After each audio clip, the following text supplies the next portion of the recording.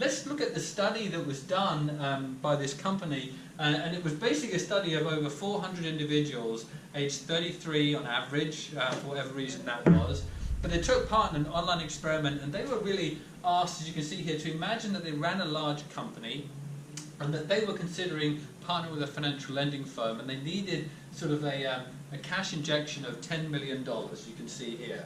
And they were looking for a local company that could support them with that $10 million cash injection because they were concerned about a potential recession that was coming down the road. And so these individuals were asked to sort of reach out to people and actually get a response based on the criteria that they were asking. So again, these were the buyers, and now they're reaching out to sellers and they're saying, hey, can you give me a response to this fact that I'm looking for a local company, I want $10 million and we need it for these reasons.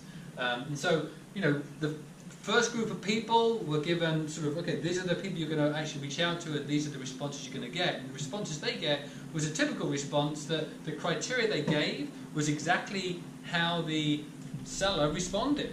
They said, okay, hey, we have a $10 million line of credit for you.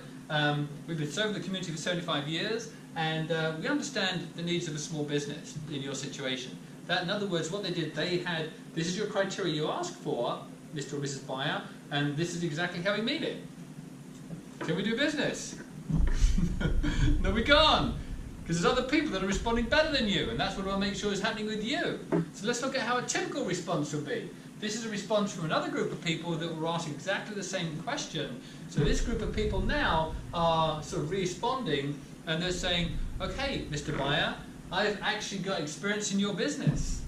I've been around for 75 years, and we can give you the $10 million line of credit. So they've met the criteria that the customer was asking for, but then they added value, which is what we like to do. And the added value was like, we also have on-staff experts and tailored services to support you. That's our added value. That's the typical response of the average or the little bit above average performer. That's what we like to do. So now what happened next? Let's talk about unconsidered needs. Let's talk about what the next company did.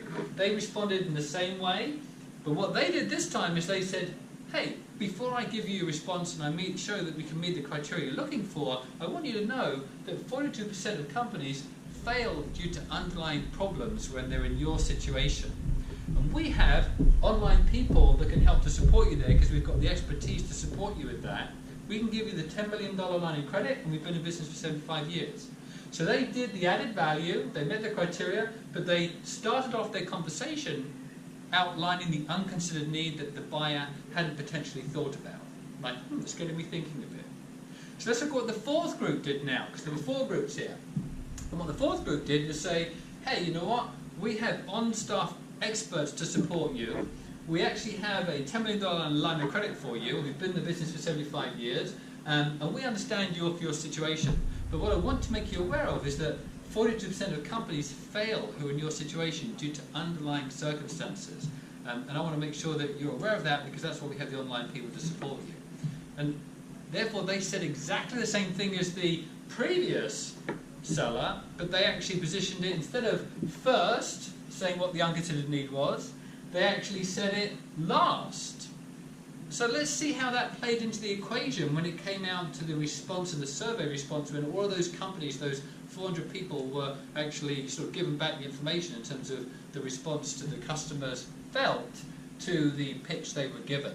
And so the first one was obviously reinforcing the quality, the presentation quality. And the presentation quality, you won't see here, but look at it deeply when you download this information on the exercise.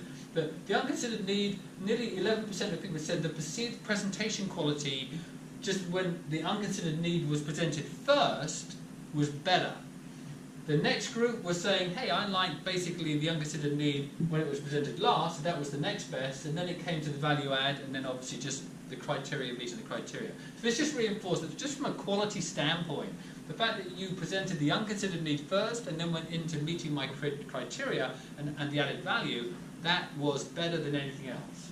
So let's look at what happened when it comes to the uniqueness of the presentation, how people felt as a buyer that the seller was presenting to them based on those four elements that I've just outlined. And when we look at that, the fact that the unconsidered needs first now, again, was actually reinforcing was top.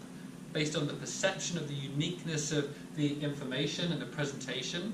And you know, the next group that were responding were saying, hey, you know what, that was definitely unique to me, the fact that it was said last, the unconsidered need. But they're, again, both outperforming the standard response and the standard response where you just add value. And that's how important and how powerful these unconsidered needs can be. And then the last one was just attitudes and choice. This is probably the most favourite. How likely would you be to choosing this lending company over another based on what you were presented and how you were presented that information? And this is pretty unanimous that people were saying that when you present the unconsidered needs first and then go into the value add and then meeting my criteria, that was by far more likely to make me decide on that as a partner than anybody else. So again, reinforcing the power of presenting an unconsidered need, but presenting it first and then reinforcing that you can meet their criteria and the added value that you bring to the equation. So start thinking about how you're communicating your value, how you're communicating meeting the criteria of the customer, and more importantly, how you're presenting and communicating an unknown need or an unconsidered need or an unmet need or an undervalued need before you start going into the standard response in your presentation. And if you do this on paper and you're doing proposals, you're sending it through, put the unconsidered need right at the top before you respond to what the criteria is they want and how you can match it, and then the value add you bring, and then the investment. Change your world, change absolutely your results, and start capturing your sales. Good selling.